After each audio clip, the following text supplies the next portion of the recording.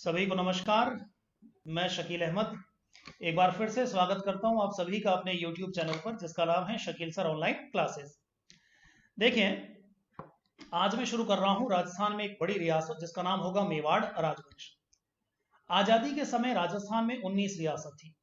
उन 19 रियासतों में सबसे प्राचीनतम जो रियासत मानी जाती है हमारी, वो मेवाड़ रियासत थी। इस मेवाड़ रियासत की स्थापना हम 566 ईस्वी में पढ़ते हैं। 566 ईस्वी के बाद 1947 ईस्वी तक, जब तक आप देखें भारत में रियासतों का अस्तित्व रहा, तब तक ये रियासत भी बनी रही। लगभग 1350 साल तक इन लोगों ने एक जगह पे शासन किया। बाकी अगर आप दुनिया में कहीं चलें तो इतने लंबे समय तक एक राजवंश ने एक धरती पर इतना लंबे समय तक शासन नहीं किया था। ठीक है, तो मेवाड़ राजस्थान की सबसे प्राचीनतम रियासतों में तो मानी जाती है और विश्व की भी एक प्राचीनतम रियासतों में इसका नाम आता है। चलिए आइए तो मेवाड़ राजवंश को शुरू करते हैं। सबसे पहले मैं आपको यह बता दूं कि मेवाड़ रियासत का जो क्षेत्र था वो कहां था। मोटे तौर पे तो देखा जाए तो इतिहास में हर किसी शासक के शासन काल में रियासतों का विस्तार कभी घटा भी है, कभी बढ़ा भी है। ठीक है, कम ज्यादा होता रहा है। लेकिन अगर मैं आजादी के समय की अगर बात करूं तो आजादी के समय पर जो हमारी मेवाड़ रियासत थी, जिसको हम उदयपुर रियासत के नाम से जानते थे, वो किस क्षेत्र पर मौजूद थी वो मैं आपको बता देता हूँ। देखिए नक्शे में ये उदयपुर जिला है। ठीक है, उदयपुर ये राजधानी थी अपनी मेवाड़ रियासत की। और आज का जो राजसमंद जिला है, ये ध्यान रखें, पहले उदयपुर का ही पार्ट था। 1991 में उदयपुर से अलग हुआ था। तो उदयपुर और राजसमंद, इसके अलावा चलें तो चित्तौड़गढ़, और यहाँ भीलवाड़ा जिले में चलते हैं तो भीलवाड़ा जिले में यहाँ पर शाहपुरा तहसील का जो क्षेत्र है, इसको अगर छोड़ दें, क्योंकि शाहपुरा अलग से एक रियासत हुआ करती थी राजस्थान में। ठीक है, राजस्थान की सबसे छोटी रियासत थी शाहपुरा क्षेत्रफल की दृष्टि से। अब ये जो बाकी बचा भीलवाड़ा, राजसमंद, उदयपुर और चित्तौड़गढ़, ये पूरा का पूरा हिस्सा मिलकर ये मेवाड़ रियासत के रूप में जाना जाता था। ठीक है, चलिए तो ये देखिए आप यहाँ पर, इसमें अगर मैं कहूं एक बार फिर से, तो उदयपुर, चित्तौड़गढ़, राजसमंद और यहाँ भीलवाड़ा जिले का अधिकांश भाग, पूरा नहीं कहूंगा क्योंकि शाहपुरा क्षेत्र मुझे छोड़ना होगा, इस पूरे क्षेत्र को हम यहाँ पे मेवाड़ रियासत के नाम से जानते थे। तो चलिए ये तो हो गया आपका क्षेत्र। राजस्थान के दक्षिण में, राजस्थान में एक बड़ी रियासत मेवाड़ रियासत। अब बात करते हैं मेवाड़ रियासत के नाम की। प्राचीन काल में इस क्षेत्र को, मेवाड़ क्षेत्र को, शिवी जनपद कहते थे। मैं आपको जनपद काल में पढ़ा चुका हूं। आज का जो उदयपुर और चित्तौड़गढ़ है, इसको शिवी जनपद के नाम से जाना जाता था। ठीक है ना। और शिवी जनपद की राजधानी हुआ करती थी मध्यमिका, जिसका उल्लेख मैं आपको बता चुका हूं, महाभारत में भी मिलता है। आगे चलकर इसका नाम हमें कहीं कहीं प्रागवाट भी मिलता है। प्रागवाट के बाद इसका नाम हमें मेदपाट भी मिलता है। अब यहां ध्यान रखने वाली बात है कि मेदपाट जो है, इसका नाम मेदपाट कैसे हुआ, यहां पे एक तर्क आपको देना पड़ेगा। सॉरी, देखिए यहां पर एक मेद नाम की जाति का उल्लेख हमको मिलता है। ठीक है, मेद, मेद को हम मेर भी कहते हैं। तो ये मेद और मेर मीणाओं की शाखा है। तो मेद जाति का यहाँ पर प्रभाव था, उन लोगों का यहाँ पे शासन था, लंबे समय तक उन लोगों का यहाँ प्रभुत्व रहा है। तो मेद जाति के नाम पर ही इस क्षेत्र को मेदपाट कहा जाने लगा और कालांतर में मेदपाट शब्द ही बिगड़कर फिर मेवाड़ हो गया। ठीक, यहां कुछ लोगों द्वारा, कुछ गाइडों में एक तर्क दिया जाता है जो कि बहुत गलत है। उन लोगों ने यह कहा है कि यहां पर मेव जाति का अधिकार था और मेव जाति के नाम पर इसका नाम मेवाड़ पड़ा है। देखिए यह तर्क सही नहीं है। मेव जाति का बाहुल्य आजकल अलवर भरतपुर में पाया जाता है, जिस वजह से अलवर भरतपुर क्षेत्र को मेवात क्षेत्र कहते हैं। ठीक है, तो देखिए मेव जो है ये अलग चीज हो गई और मेद और मेर ये अलग चीज हो गई है। ठीक है, ध्यान रखें, तो मेद जाति की वजह से मेदपाट और मेदपाट से बिगड़कर कालांतर में मेवाड़ शब्द होता है। चलिए आगे देखते हैं। मेवाड़ की जो प्रारंभिक राजधानी थी वो नागदा हुआ करती थी। नागदा आजकल उदयपुर जिले में पड़ता है। इसके बाद देखिए तो मेवाड़ के जो शासक हैं, इन शासकों को हिंदुआ सूरज कहा जाता है। हिंदुआ सूरज इसलिए कहा जाता है क्योंकि मेवाड़ के शासकों ने हिंदू धर्म और उसकी संस्कृति की रक्षा के लिए एक लंबे समय तक विदेशी आक्रांताओं से लोहा लिया, उनके साथ संघर्ष किया। ठीक है, अपने धर्म और संस्कृति को बचाने के लिए उल्लेखनीय योगदान इन लोगों का रहा है। इस वजह से मेवाड़ के शासकों को हम हिंदुआ सूरज भी कहते हैं। अगला तथ्य देखते हैं। अगला तथ्य हमको मिलता है, मेवाड़ राज्य के राज चिन्ह में एक कथन अंकित है और ये कथन हमको मिलता है, जो दृढ़ राखे धर्म को, चलिए मार्कर ले लेता हूं, जो दृढ़ राखे धर्म को तीही राखे करतार। इसका अर्थ होता है कि जो अपने धर्म पर दृढ़ रहता है और उसकी रक्षा के लिए सदा तत्पर रहना चाहिए। ठीक है, यहां पे कहा गया है कि अपने धर्म पर दृढ़ रहना और उसकी रक्षा के लिए सदा तत्पर रहना, इसका शाब्दिक अर्थ यहाँ पर देखने को मिलता है। ठीक है, अगर हम मेवाड़ राजवंश के झंडे की बात करें तो आप देख सकते हैं कि जो चिन्ह है ये पूरा का पूरा मेवाड़ राजवंश के झंडे में आपको मिल जाएगा। इस मेवाड़ राजवंश के आप चिन्ह के अंदर देख सकते हैं, यहाँ पर नीचे जो मैंने आपको बताया वो लाइन यहाँ पे लिखी हुई है, जो दृढ़ राखे धर्म को तीही राखे करतार, ये चीज यहाँ पे लिखी हुई है। ठीक है, ये कथन यहाँ पे लिखा हुआ है। अगर झंडे के बारे में और चर्चा करें तो देखिए झंडे में ऊपर आपको सूर्य देवता का चित्र नजर आएगा। सूर्य देवता का चित्र यहाँ मिलना इस बात का द्योतक है, इस बात को साबित करता है कि मेवाड़ के शासक सूर्यवंशी थे। ठीक है, जैसा कि कई शिलालेखों में इनको सूर्यवंशी क्षत्रिय कहा गया है। तो सूर्य देवता का चित्र मिलता है। अगर आप इस चित्र के बीच में देखें तो बीच में जो आपको यहाँ पे नजर आएगा ये हिस्सा, इसके बीच में अगर आप चलें तो आपको चित्तौड़गढ़ किले की दीवारें नजर आती हैं। ये दीवारें अगर आपको दिख रही हैं तो ये चित्तौड़गढ़ किले की दीवारें आपको मिलेंगी, और बीच में यहाँ लिखा हुआ है मेवाड़। ठीक है, और इस चित्र के दोनों तरफ देखें तो आपको दो लोग नजर आ रहे हैं। इस चित्र में दाहिनी ओर देखिए तो महाराणा प्रताप आपको मिलेंगे, ठीक है, जिनके हाथ में आपको तलवार मिल रही है। और यहाँ पर बाईं ओर चलें तो यहाँ आपको दूसरी तरफ दिखेंगे भील राजा राणा पूंजा। ये वही भील राजा राणा पूंजा है जो हल्दी घाटी युद्ध में महाराणा प्रताप का साथ देते हैं और इस युद्ध में वीर गति को प्राप्त हो जाते हैं।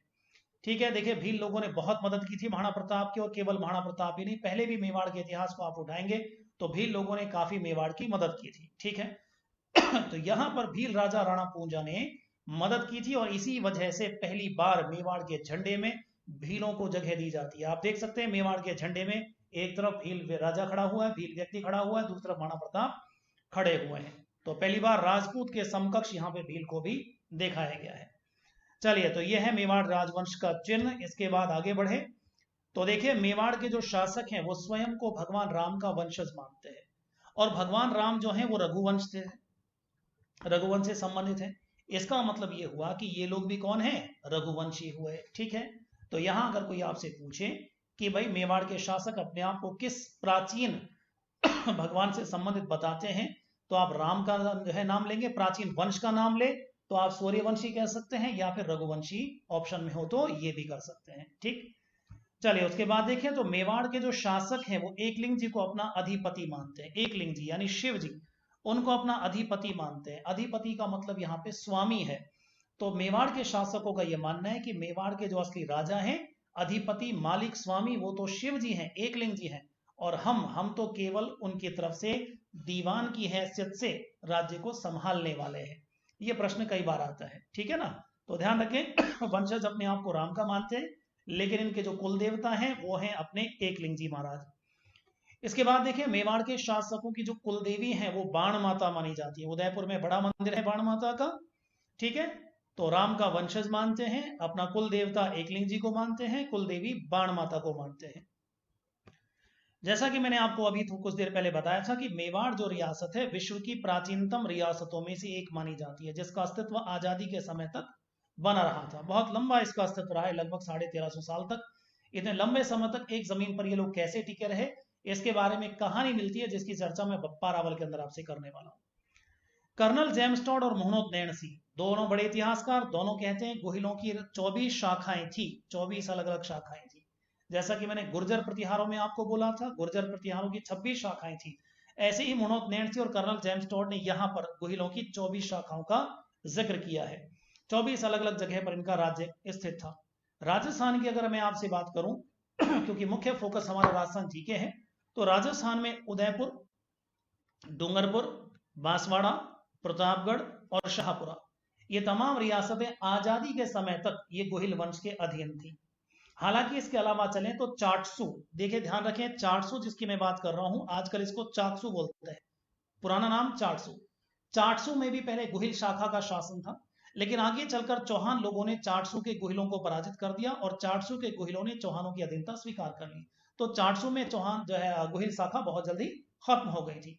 तो यहाँ पे आप देखें कि यह राजस्थान में आजादी के समय तक की बात करूं तो उदयपुर, डूंगरपुर, बांसवाड़ा, प्रतापगढ़, ठीक है, और शाहपुरा, इन तमाम रियासतों के अंदर गोहिल शाखा का शासन था। जहां तक इनकी उपाधि की बात आती है तो उदयपुर के जो शासक हैं वो महाराणा की उपाधि धारण करते थे। ठीक है, डूंगरपुर बांसवाड़ा के जो शासक हैं वो महारावल की उपाधि धारण करते थे, और प्रतापगढ़ शाहपुरा जो छोटी रियासत थी, वहां के शासक राव की उपाधि धारण करते थे। उपाधियां पूछ ली जाती हैं, एक बार एग्जाम में पूछा गया है, डूंगरपुर बांसवाड़ा के जो शासक हैं कौन सी उपाधि धारण करते थे, तो पूछा गया उपाधि, तो आपको ध्यान रखनी है। गोहिल वंश की उत्पत्ति के सिद्धांत की बात करते हैं। यहाँ पे अलग अलग इतिहासकारों द्वारा अलग अलग मत दिए गए हैं, यहां से बहुत महत्वपूर्ण प्रश्न पूछा जाता है। फर्स्ट ग्रेड पूछा गया पंडित गौरीशंकर ओझा के बारे में कि किस इतिहासकार ने गोहिल वंश को सूर्यवंशी माना है, तो पंडित गौरीशंकर ओझा ने गोहिल वंश को सूर्यवंशी बताया है। ठीक है, इसके अलावा चलें तो डॉक्टर गोपीनाथ शर्मा जी जो हैं वो ब्राह्मण वंश से संबंधित बताते हैं गोहिल वंश को।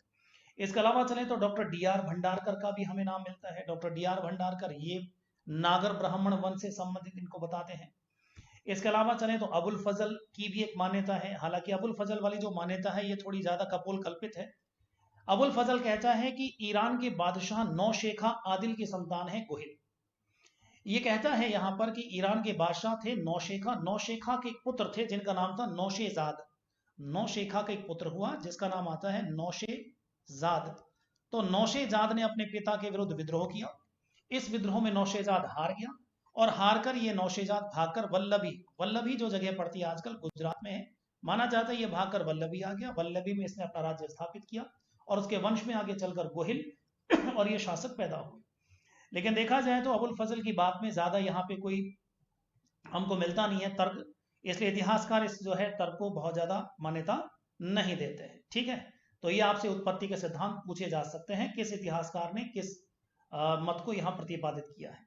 चलिए, तो अब मैं आपको ले चलता हूँ गोहिल इस वंश के पहले शासक पर। 566 ईस्वी में गोहिल अथवा गुहादित्य नामक व्यक्ति ने इस वंश की नींव रखी। ध्यान रखें, इनका नाम गोहिल मिलता है, गुहादित्य भी मिलता है। माना जाता है इनका जन्म गुफा में हुआ था।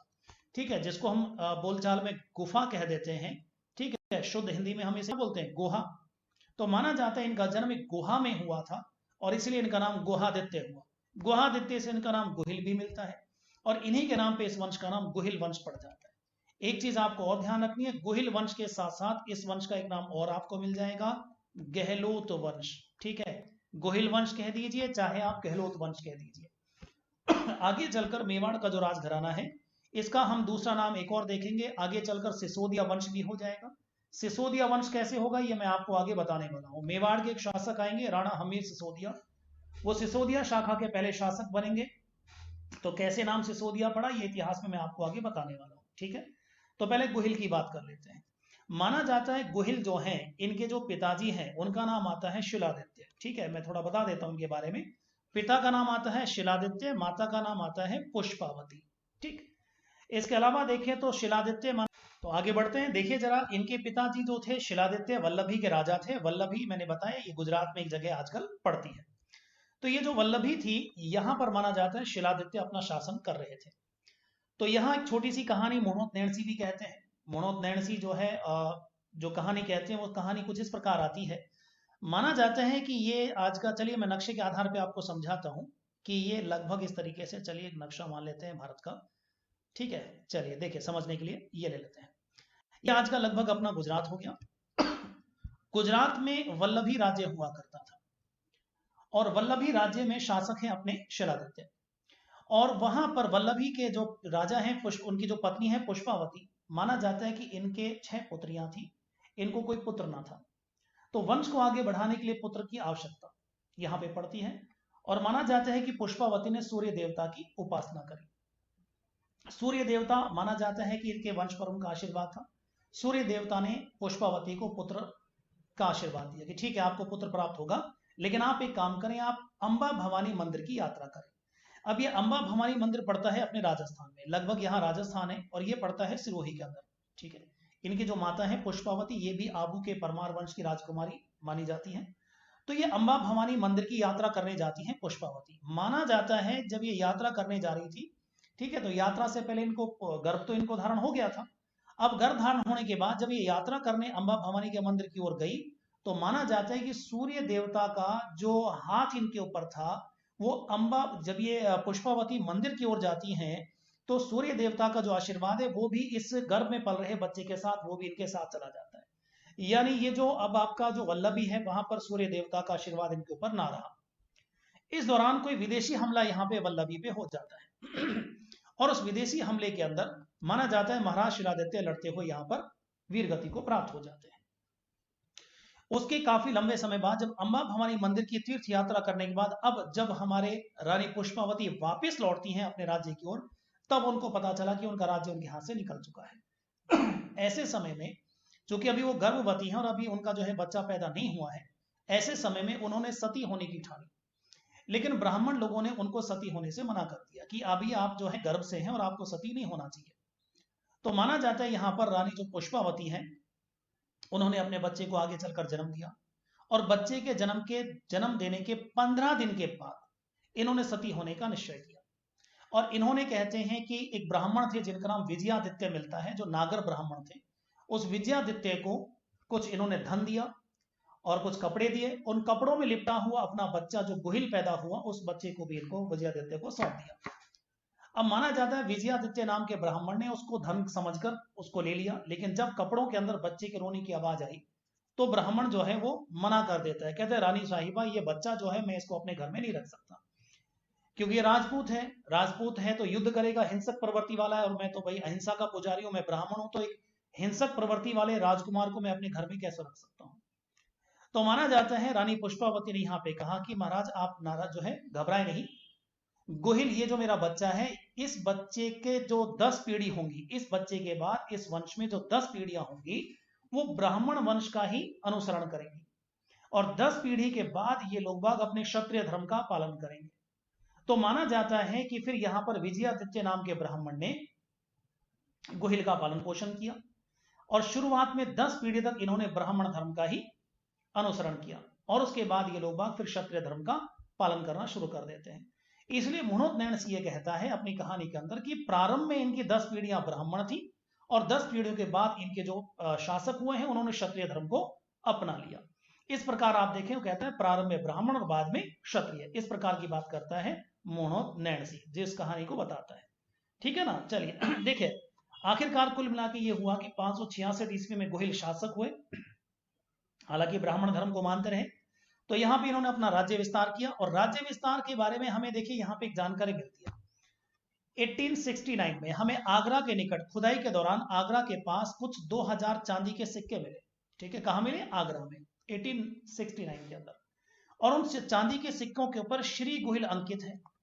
अब आप देखिए यहाँ पे श्री गोहिल नाम के सिक्के हमको मिलते हैं आगरा से। इसका मतलब आप देखें, गुजरात से लेकर मेवाड़ से लेकर ये जो आगरा तक का क्षेत्र है, इसका मतलब इस पूरे क्षेत्र में संभवतः गोहिल का साम्राज्य रहा होगा। अगर किसी राजा के सिक्के किसी क्षेत्र से मिल रहे हैं तो यह अंदाजा लगाया जा सकता है कि वो राज्य या उसके वो इलाका उसके साम्राज्य का हिस्सा था। तो इसके अंदाजा लगा सकते हैं कि गोहिल एक बड़ा शासक था, उसने अपने नाम के सिक्के भी जारी करवाए हैं। ठीक है, और जो व्यक्ति अपने नाम के सिक्के जारी करता है तो कहीं ना कहीं उसे एक संप्रभु शासक भी माना जाता है।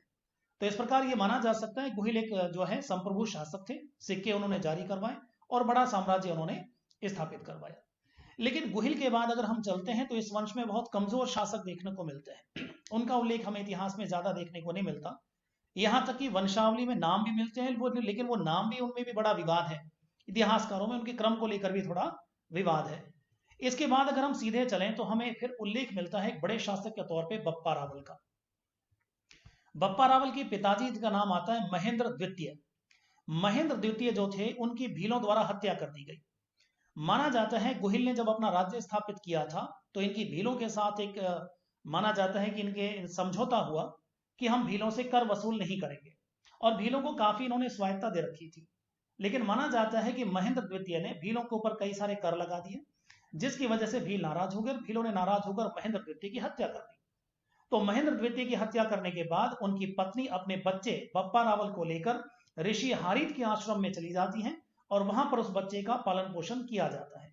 इस प्रकार आप देखें, बप्पा रावल से उनका राज्य छिन गया है, भीलों द्वारा राज्य उनका खत्म कर दिया गया है और अब इनको जो है छिपाकर हारित ऋषि का आश्रम में रखा जाता है और यहीं रहते हुए बप्पा रावल अपना समय व्यतीत करता है, हारित ऋषि की गायों को चराता है और हारित ऋषि की सेवा करता है। ठीक, चलिए तो शुरू करते हैं बप्पा रावल को, जो कि गोहिल के बाद एक बड़े शासक के तौर पर जाने जाते हैं।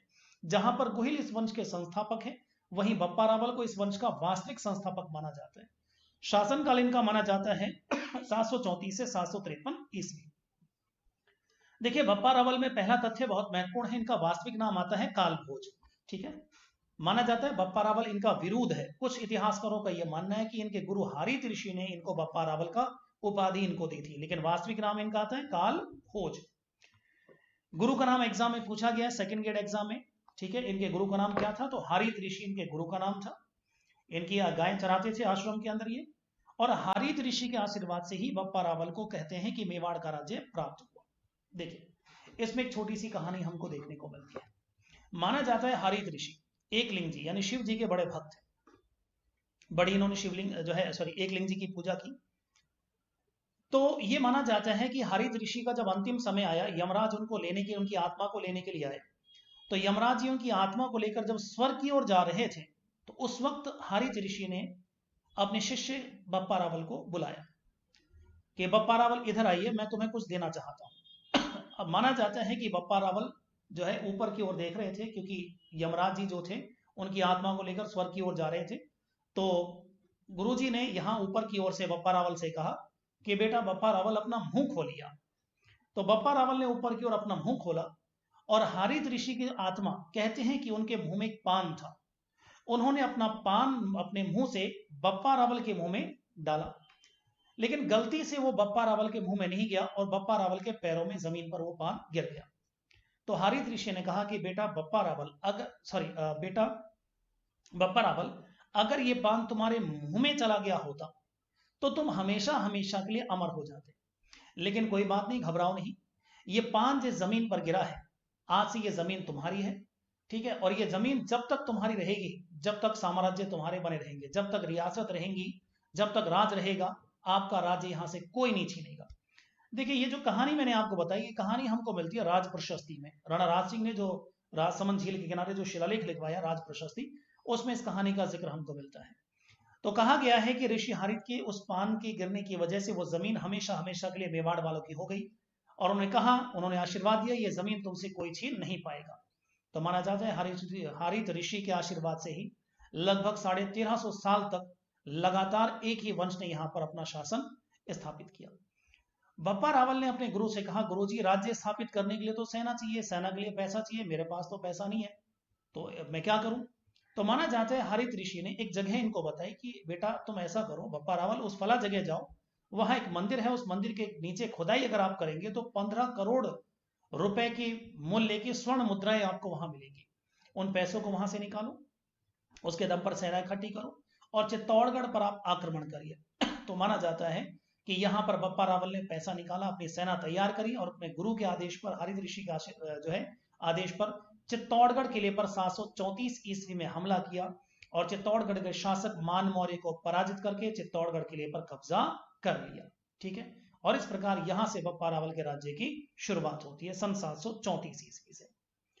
हारित ऋषि ने मेवाड़ में पाशुपत संप्रदाय को प्रसारित किया था। देखिए पाशुपत जो संप्रदाय है ये शैव, देखिए मैंने कहा था प्राचीन काल में हिंदू धर्म की 3 मुख्य शाखाएं थी, शैव धर्म, एक वैष्णव और एक शाक्त जो शक्ति की पूजा करते थे। शैव धर्म के अंदर भी आगे चलकर जो है कई सारी शाखाएं बन गई, जैसे कालामुख है, कापालिक है, पाशुपत है। ठीक है ना। तो ये पाशुपत संप्रदाय के जो है मानने वाले थे, और मेवाड़ में सबसे ज्यादा पाशुपत संप्रदाय को प्रचारित करने का श्रेय भी हारित ऋषि को ही जाता है। इसके बाद अगला तथ्य देखिए कि मेवाड़ के प्रारंभिक शासकों में बप्पा रावल सबसे ज्यादा शक्तिशाली माने जाते हैं। तो मैंने कहा गोहिल इस वंश के संस्थापक थे, उसके बाद जो शासक आए बहुत छोटे छोटे, यानी बहुत बड़ा साम्राज्य विस्तार वो लोग नहीं कर पाए। बप्पा रावल ने यहाँ पे बड़े पैमाने पर अपने साम्राज्य का विस्तार किया, इस वजह से हम यहाँ पे इनको कह सकते हैं कि मेवाड़ के वो प्रारंभिक शासकों में सबसे शक्तिशाली शासक थे। आगे चलते हैं, तो यहाँ पर जो कि बहुत बड़े पैमाने पर इन्होंने अपना साम्राज्य विस्तार कर लिया है, इसलिए हम इन्हें मेवाड़ का वास्तविक संस्थापक भी कहते हैं। वास्तविक संस्थापक, संस्थापक गोहिल और वास्तविक संस्थापक पूछेगा तो बप्पा रावल आपका जवाब होगा। देखिए यहां में एक शिलालेख मिलता है आहड़ अभिलेख, आहड़ जो उदयपुर के अंदर है, आहड़ से, आहड़ का ध्यान रखें प्राचीन नाम आघाटपुर, आटपुर भी मिलता है। तो आहड़ अभिलेख में बप्पा रावल को गोहिल वंश का मुकुट मणि कहा गया है, ऐसी उपाधि दी गई है गोहिल वंश के मुकुट में मणि के समान। ठीक, चलिए उसके बाद देखिए बप्पा रावल ने 734 ईस्वी में मान मौर्य से चित्तौड़गढ़ किला छीन लिया। माना जाता है ऋषि हारित ने ही इनसे कहा था कि आप चित्तौड़गढ़ पे आक्रमण करें।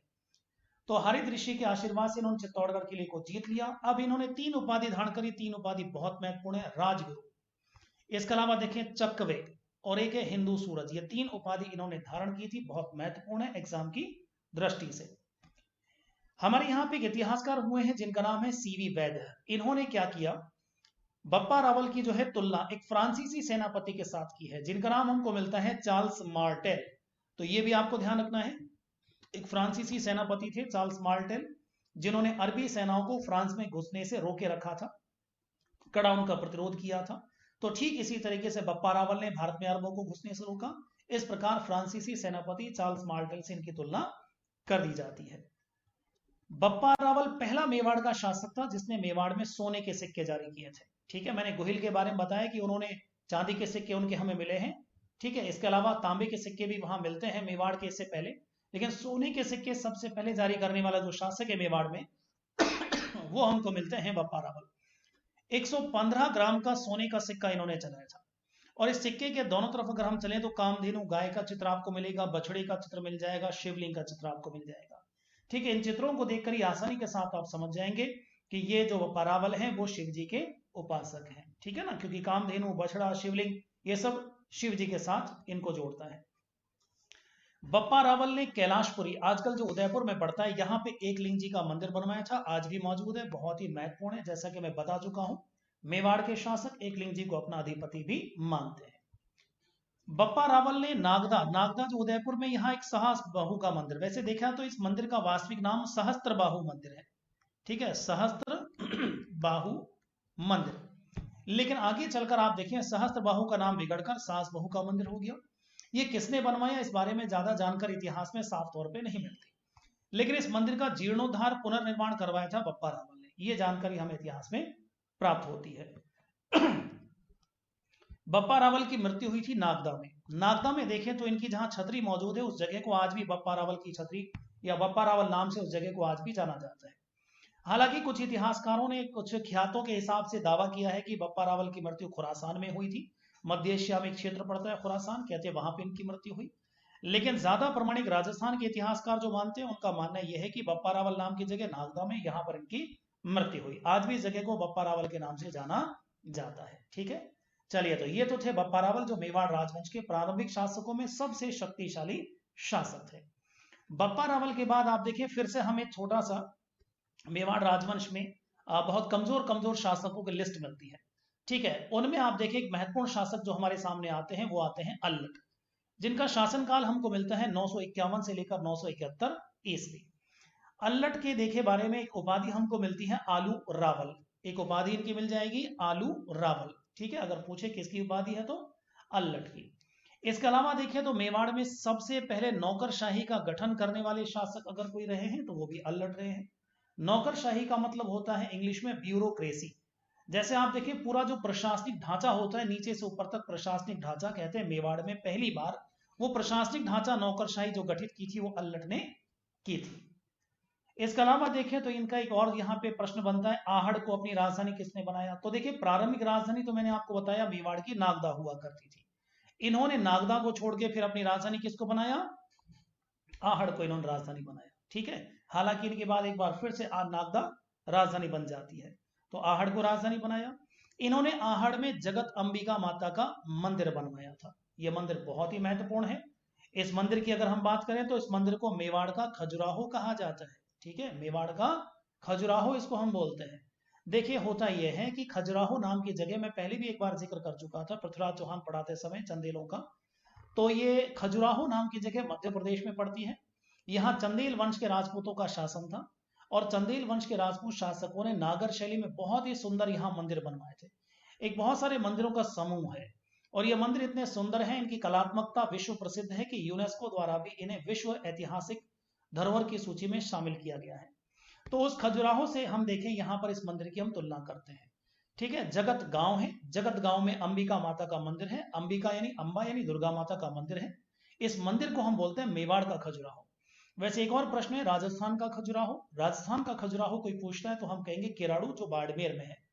इसके अलावा कहें तो राजस्थान का मिनी खजुराहो भंडदेवरा बारां जिले के अंदर है। लेकिन मेवाड़ का खजुराहो कोई आपसे पूछेगा तो आपका जवाब होगा जगत का अंबिका मंदिर। इस मंदिर का चित्र मैं आपको दिखा देता हूं। देखिए कितना भव्य मंदिर है। इसके अंदर आप देखें नक्काशी आप देख सकते हैं, नागर शैली का बना हुआ बहुत ही सुंदर एक मंदिर है। इस मंदिर के निर्माण के बारे में आता है 961 ईस्वी में इस मंदिर का निर्माण कार्य करवाया गया था। तो लगभग आप देखें 1000 साल से भी ज्यादा इस मंदिर के निर्माण कार्य को हो चुका है। ठीक है, चलिए, तो मैं मंदिरों की एक अलग से स्थापत्य कला जब आपको पढ़ाऊंगा तो नागर शैली, द्रविड़ शैली, वैसर शैली, 3 शैलियों में जो मंदिर हैं, ठीक है, पंचायतन शैली, उपशैली जो आती हैं, इनके बारे में आपको वहां पर विस्तृत पूरी जानकारी आपको दूंगा।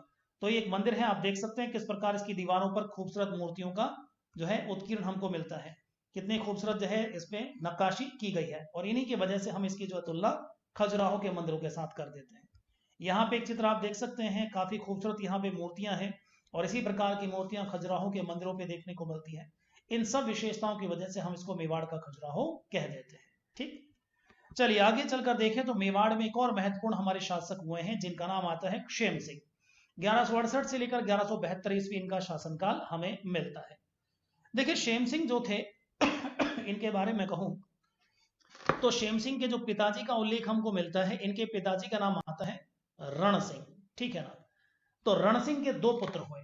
रण सिंह के बाद मेवाड़ का जो शासक बना वो तो बना था क्षेम सिंह।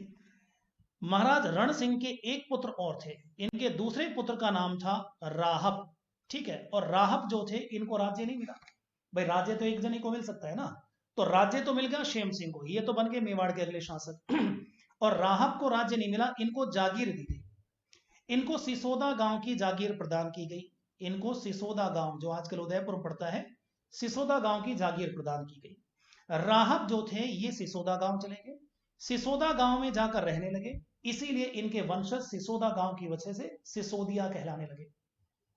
राहब ने सिसोदा गांव में जाकर राणा शाखा की शुरुआत कर दी। इन्होंने राणा शाखा की शुरुआत कर दी। ठीक है ना, राहब ने सिसोदा गांव में जाकर कौन सी शाखा चलाई? राणा शाखा। और इधर अगर हम क्षेम सिंह की बात करें तो क्षेम सिंह ने मेवाड़ में जो शाखा चलाई थी उस शाखा का नाम हमको मिलता है रावल शाखा। अब आप देखें इनमें जितने भी शासक होंगे उनके नाम में रावल आएगा। रावल क्षेम सिंह, ठीक है, रावल सामंत सिंह, रावल कुमार सिंह, रावल जैत्र सिंह, रावल तेज सिंह, रावल समर सिंह, और आखिरकार यहां पे अंतिम जो शासक आएंगे वो होंगे रावल रतन सिंह। ठीक है, और रावल रतन सिंह की जब मृत्यु हो जाती है सन 1303 ईस्वी में, तो रावल रतन सिंह की मृत्यु के साथ ही मेवाड़ में रावल शाखा का अंत हो जाता है। जब यहाँ पे रावल रतन सिंह थे, मेवाड़ के शासक चले आ रहे थे, तो यहां पर अगर हम चले तो सिसोदा गांव में उस वक्त सिसोदा गांव के जो जागीरदार थे उनका नाम था राणा, चूंकि मैंने कहा राणा शाखा हो गई, हमीर, राणा हमीर। ध्यान रहे, एक हमीर देव चौहान हम रणथंभौर के शासक पढ़ चुके हैं जिनकी मृत्यु 1301 ईस्वी में हो चुकी है। ठीक है ना, और ये राणा है, देखिए नाम में राणा है, इसका मतलब मेवाड़ से संबंध है। सिसोदा गांव के रहने वाले हैं तो हम इसको सिसोदिया भी कह देते हैं।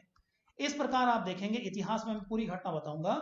जब रावल रतन सिंह की मृत्यु हो जाती है तो यहाँ पे रावल रतन सिंह की मृत्यु के बाद सिसोदा गांव के राणा हमीर सिसोदिया को मेवाड़ के सामंतों द्वारा रावल रतन सिंह के बाद मेवाड़ का शासक बना दिया जाता है। तो रावल रतन सिंह की मृत्यु के बाद रावल शाखा खत्म और एक नई शाखा शुरू हो जाती है सिसोदिया। ठीक है ना, इस प्रकार आप देखें जो सिसोदिया वंश इसका नाम पड़ता है वो इस प्रकार पड़ता है क्योंकि हमीर सिसोदा गांव का और पहला शासक सिसोदिया शाखा का यहां पर बनता है, और यहां से सिसोदिया शाखा की शुरुआत हो जाती है। राणा हमीर से पहली बार आप देखें मेवाड़ के शासक अपने नाम में राणा और महाराणा शब्द का भी प्रयोग करना शुरू कर देंगे। ठीक है ना, चलिए इसी चीज को मैं आपको यहां समझा रहा हूं। देखिए जरा, इसको हटा देता हूं पहले। तो जो क्षेम सिंह हैं तो इनके बारे में मैंने कहा कि इन्होंने मेवाड़ में रावल शाखा की स्थापना की थी। ठीक है ना, और दूसरा मैंने यहाँ पे तथ्य आपको बताया, क्षेम सिंह के जो भाई थे इनका नाम राहब था। इन्होंने अलग जाकर सिसोदा गांव में राणा शाखा की स्थापना की थी। ठीक है ना, चलिए उसके बाद देखिए जरा, अगले हमें एक शासक और मिलते हैं जिनका नाम मिलता है रावल सामंत सिंह। अब आप देखिए इनके सब में नाम में रावल शब्द आना शुरू हो जाएगा। ठीक है ना, रावल रतन सिंह ये सब रावल चलेंगे। रावल सामंत सिंह रावल सामंत सिंह जो है एक कमजोर शासक हुए हैं, और इनकी कमजोरी का फायदा उठाया जालौर के कीर्तिपाल चौहान ने। जालौर के कीर्तिपाल चौहान नामक शासक ने, मैं आपको जालौर के शासकों में इसके बारे में कथन बता भी चुका हूं, 1175 ईस्वी में कीर्तिपाल चौहान ने मेवाड़ पर आक्रमण कर दिया और सामंत सिंह इतना कमजोर हुआ कि कीर्तिपाल चौहान ने उससे मेवाड़ का राज्य छीन लिया। इस प्रकार आप देखिए सामंत सिंह जो है उनके बाद उनके छोटे भाई अगले शासक बनते हैं, जिनका नाम मिलता है रावल कुमार सिंह। रावल कुमार सिंह एक ताकतवर शासक के रूप में जाने गए और इन्होंने एक बार फिर से कीर्तिपाल चौहान को पराजित किया और कीर्तिपाल चौहान को पराजित करके पुनः अपना मेवाड़ का राज्य प्राप्त कर लिया। ठीक है ना। चलिए इसके बाद देखें तो एक बड़े महत्वपूर्ण शासक हमारे लिए और आते हैं, जिनका नाम मिलेगा रावल जैत्र सिंह। 1213 से लेकर 1253 ईस्वी इनका शासनकाल हमको मिलता है। रावल जैत्र सिंह जब यहाँ पे मेवाड़ के शासक हैं तो इनके समकालीन जो दिल्ली के सुल्तान थे वो हैं इल्तुतमिश। अगर आप दिल्ली के सुल्तान इल्तुतमिश का शासनकाल देखें तो इनका शासनकाल मिलेगा 1210 से लेकर 1236 ईस्वी। ठीक। तो होता यह है कि दिल्ली के सुल्तान इल्तुतमिश ने अपने साम्राज्य विस्तार नीति के तहत मेवाड़ पर हमले करने शुरू कर दिए। अब रावल जैत्र सिंह और दिल्ली के सुल्तान इल्तुतमिश के बीच में काफी लंबा संघर्ष चला। इस लंबे संघर्ष में अगर आप देखें तो आप देखें यहां पर कि इनके शासनकाल में दिल्ली के सुल्तान इल्तुतमिश ने राजधानी नागदा, मेवाड़ की राजधानी नागदा चली आ रही थी। हालांकि बीच में अल्लट ने कुछ समय के लिए आहड़ को अपनी राजधानी बनाया था, लेकिन एक बार फिर से नागदा इनकी राजधानी हो गई। तो राजधानी नागदा पर 1222 से 1229 ईस्वी के बीच लगातार हमले किए दिल्ली के सुल्तान इल्तुतमिश ने, और इन लगातार आक्रमणों के कारण नागदा पूर्णतः नष्ट हो गया। अब नागदा जब पूर्णतः नष्ट हो गया, अब आप देखें रावल जैत्र सिंह को एक नई राजधानी की जरूरत पड़ती है। तो इन्होंने एक नई राजधानी बनाई, और इन्होंने जो नई राजधानी बनाई है नागदा के नष्ट होने के बाद वो बनाई है चित्तौड़गढ़। तो आप ध्यान रखना है, चित्तौड़गढ़ किला बनवाने वाला था चित्रांगद मौर्य, जो मैं आपको मौर्य काल में पढ़ा चुका हूं। चित्तौड़गढ़ किले को सबसे पहले मेवाड़ के किस शासक ने छीना? 734 ईस्वी में बप्पा रावल ने जीत लिया उसको। ठीक है।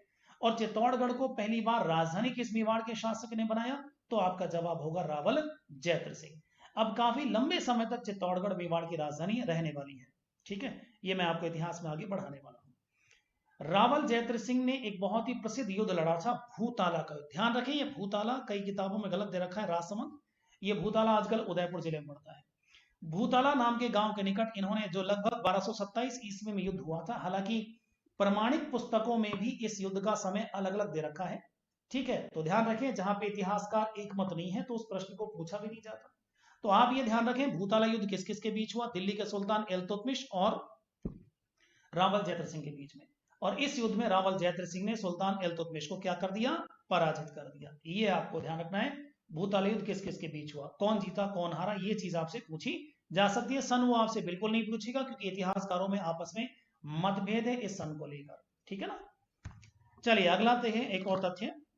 हमारे एक बड़े इतिहासकार हुए हैं जिनका नाम है दशरथ शर्मा। दशरथ शर्मा ने मध्यकालीन मेवाड़ का स्वर्ण काल कहा है रावल जैत्र सिंह के शासनकाल को। ठीक है, बड़ा अच्छा प्रश्न बनता है, किस इतिहासकार ने मध्यकालीन मेवाड़ का स्वर्णकाल कहा है? तो यहां पे आप देखें दशरथ शर्मा ने कहा है। किसके शासनकाल कहा है? रावल जैत्र सिंह के शासनकाल को कहा है। ठीक है ना।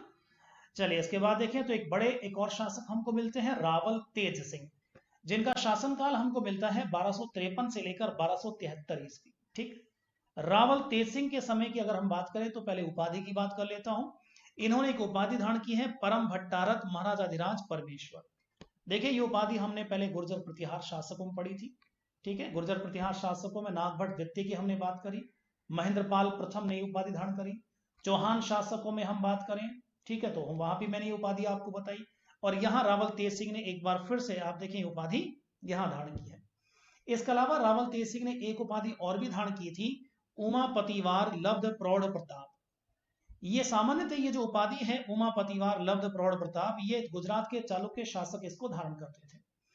तो माना जाता है कि रावल तेज सिंह ने गुजरात के चालुक्य वंश के शासकों को पराजित किया, और पराजित करने के बाद उनकी उपाधि को इन्होंने धारण किया। ठीक है ना। तो एक तो उपाधि हो गई इनकी दो।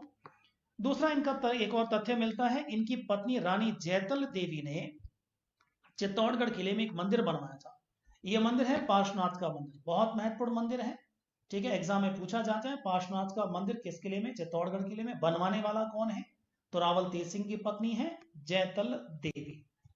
इसके अलावा चित्रकला की जब हम बात करते हैं, राजस्थान में चित्रकला की बात होती है तो चित्रकला की 4 शैलियां राजस्थान में है। उन 4 शैलियों में मेवाड़ शैली, मारवाड़ शैली, ढूंढाड़ शैली, हाड़ौती शैली, इन चारों शैलियों में जो सबसे प्राचीन शैली है वो मेवाड़ शैली है। और मेवाड़ शैली की शुरुआत होती है रावल तेज सिंह के समय में। रावल तेज सिंह के शासनकाल में 1260 ईस्वी में एक जैन ग्रंथ है जिसका नाम हमको मिलता है श्रावक प्रतिक्रमण सूत्र चूर्णी। श्रावक प्रतिक्रमण सूत्र चूर्णी, इस ग्रंथ का नाम हमको मिलता है और इस ग्रंथ को यहां चित्रित किया गया। आपसे प्रश्न पूछा जा सकता है श्रावक प्रतिक्रमण सूत्र चूर्णी ग्रंथ को कब चित्रित किया गया? 1260 ईस्वी में। किसके शासनकाल में चित्रित किया गया? रावल तेज सिंह। राजस्थान की सबसे प्राचीनतम शैली कौन सी है? मेवाड़ शैली, क्योंकि सबसे पहले चित्रित होने वाला ग्रंथ मेवाड़ में ये था। ठीक है ना। चलिए एक और शासक मैं ले लेता हूं अंतिम आज, रावल समर सिंह। रावल समर सिंह का शासनकाल हमको मिलता है 1273 से 1301 ईस्वी का। ठीक। रावल समर सिंह के बारे में देखिए एक तर्क यहां मिलता है। रावल समर सिंह के पुत्र हुए हैं जिनका नाम था कुंभकर्ण। कुंभकर्ण जो है वो नेपाल चले गए और नेपाल में जाकर इन्होंने गुहिल वंश की स्थापना करी। ध्यान रहे नेपाल के शासक आज भी अपने नाम में राणा महाराणा शब्द का इस्तेमाल करते हैं। ठीक है। हालांकि अब नेपाल में राजशाही खत्म हो चुकी है, तो नेपाल राजघराने के जो लोग हैं राणा महाराणा की उपाधि धारण करते हैं क्योंकि वो अपने आप को गोहिल वंश से संबंधित बताते हैं। और ऐसा माना जाता है कि रावल समर सिंह के पुत्र कुंभकर्ण ने ये उपाधि कुंभकर्ण ने जाकर नेपाल में गोहिल वंश की स्थापना की थी। आज भी अगर हम देखें तो नेपाल राजघराने के कई वैवाहिक संबंध राजपुताने के अलग अलग रियासतों के साथ देखने को मिल जाते हैं। ठीक है ना। चलिए दूसरा इनका जो पुत्र था रावल रतन सिंह, वो मेवाड़ का शासक हुआ। तो रतन सिंह जो है ये मेवाड़ के शासक हुए और कुंभकर्ण नेपाल जाकर नेपाल में गोहिल वंश की स्थापना कर लेता है। छत्रपति शिवाजी महाराज वो भी अपने आप को मेवाड़ राजवंश से संबंधित बताते हैं। ठीक है। देखिए मेवाड़ राजवंश से कैसे संबंधित बताते हैं। उनका यह मानना है कि मेवाड़ के एक शासक हुए राणा हमीर सिसोदिया, जिनको मैं पढ़ाने वाला हूं रावल रतन सिंह के बाद। तो राणा हमीर सिसोदिया के छोटे पुत्र कनिष्ठ पुत्र सज्जन सिंह हुए। सज्जन सिंह माना जाता है महाराष्ट्र की ओर चले गए और आगे चलकर उसके वंश में छत्रपति शिवाजी का जन्म हुआ।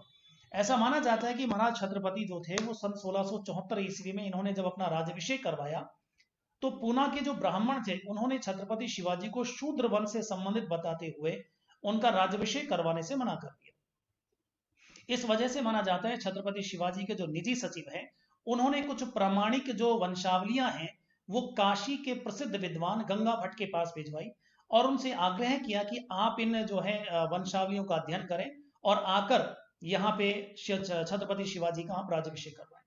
तो माना जाता है गंगा भट्ट ने उनका गहन अध्ययन किया उन वंशावलियों का और अध्ययन करने पे जब वो संतुष्ट हुए तो वो पूना आते हैं और छत्रपति महाराज का जो है राज्याभिषेक करवाते हैं। तो ध्यान रहे आपको अगर कोई पूछता है कि छत्रपति शिवाजी का जो वंश है वो राजस्थान के किस वंश से संबंधित है तो भी आपका जवाब सिसोदिया वंश होगा, क्योंकि राणा हमीर सिसोदिया के पुत्र सज्जन सिंह महाराष्ट्र में जाके बसे और उनके वंश में शिवाजी को उत्पन्न माना जाता है। ठीक है। आज के लिए इतना ही काफी है। अगली क्लास में मैं रावल रतन सिंह को लेकर चलूंगा।